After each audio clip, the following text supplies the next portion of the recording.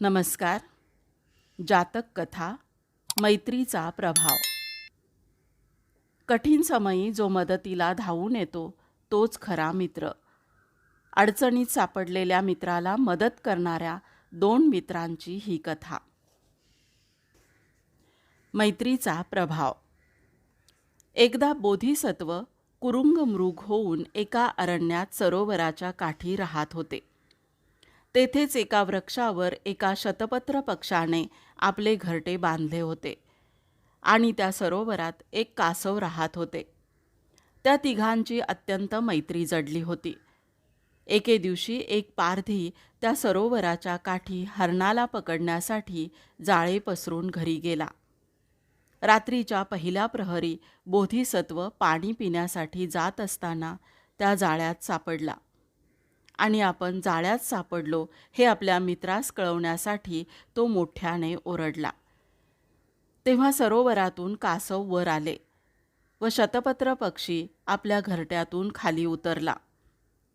बोधिसत्वाची ही दीनदशा पाहून शतपत्र कासवाला म्हणाला, पहाट होण्यापूर्वी जर आमच्या मित्राला या पाशातून मुक्त केले नाही तर तो पारध्याच्या तावडीत सापडून प्राणास मुकेल. आता तू आपल्या दातांनी याचे पाश तोडण्यास आरंभ कर आणि हे काम लवकर लवकर आटोप. कासव म्हणाला, परंतु माझे दात काही बळकट नाहीत. माझ्या गतीप्रमाणेच पाश तोडण्याचे कामही मंदपणे चालेल आणि इतक्यात पारधी आला तर माझे सर्व श्रम वाया जातील. शतपत्र म्हणाला, पारधी लवकर येईल याबद्दल तू काळजी करू नकोस. तो अरुणोदयापूर्वी येणार नाही. याबद्दल मी हमी घेतो आणि त्याला जेवढा उशीर लावता येईल तेवढा लावण्याचा मी प्रयत्न करतो. पण तू हे पाश तोडण्याचे काम जारीने चालव. कासवाने एकामागून एक पाश तोडण्यास सुरुवात केली. शतपत्र पारध्याच्या दारात जाऊन त्याची वाट पाहत बसला.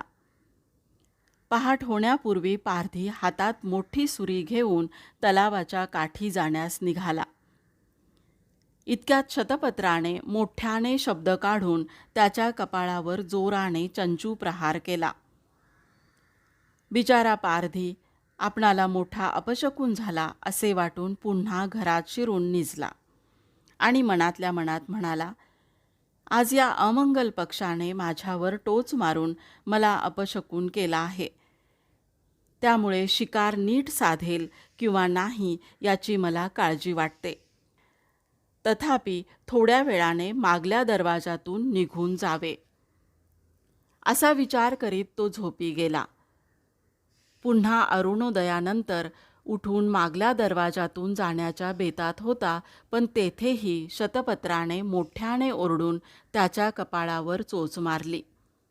पारधी संतापून म्हणाला, या दुष्ट अमंगल पक्षाने तर माझा पिच्छाच पुरवला आहे. तथापि थोडा उजेड झाल्यावर हा जवळ आल्यास याची चांगली खोड मोडून मग शिकारीच्या शोधार्थ जाईन. असे म्हणून काही वेळ घरात बसून नंतर तो सरोवराकडे जाण्यास निघाला. शतपत्राने त्याच्या पूर्वीच येऊन कासवाला त्याच्या आगमनाची खबर दिली. कासवाने सर्व पाश तोडून टाकले होते. एकच काय तो बाकी होता, परंतु त्याला त्यामुळे इतका त्रास झाला की त्याच्या तोंडावाटे रक्ताच्या धारा वाहत होत्या आणि अंगात त्राण न राहिल्यामुळे तो बेशुद्ध होऊन खाली पडला. इतक्यात पारधी जवळ येऊन ठेपला.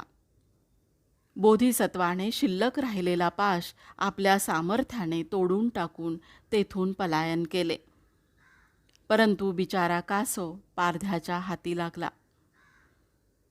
पारध्याने त्याला आपल्या पिशवीत भरले आणि खिन्न मनाने तो घरी जाण्यास निघाला. आपणाला मुक्त करण्यासाठी कासवाने आपला जीव धोक्यात घातला हे पाहून बोधिसत्वाला फार वाईट वाटले आणि जीव गेला तरी बेहत्तर कासवाला मुक्त केल्या वाचून राहणार नाही असा निश्चय करून तो मागे वळला आणि पारध्याजवळ काही अंतरावर पोहोचल्यावर लंगडत लंगडत चालू लागला. सर्व रात्र पाशात गुरफटून पडल्यामुळे या हरणाच्या पायाला इजा झाली असावी व तो दुर्बल झाला असावा असे वाटून पारध्याने आपली पिशवी एका झाडाच्या मेढक्याला अडकवून ठेवली आणि सुरी घेऊन तो हरणाच्या मागे लागला. त्याला लोभवून बोधिसत्वाने दूरवर नेले आणि दुसऱ्या एका आडवाटेने पळ काढून मेढक्यावर अडकवलेली पिशवी हळूच खाली पाडून कासवाला मुक्त केले. कासव तत्काळ पाण्यात शिरले. शतपत्र वृक्षावरून खाली उतरला.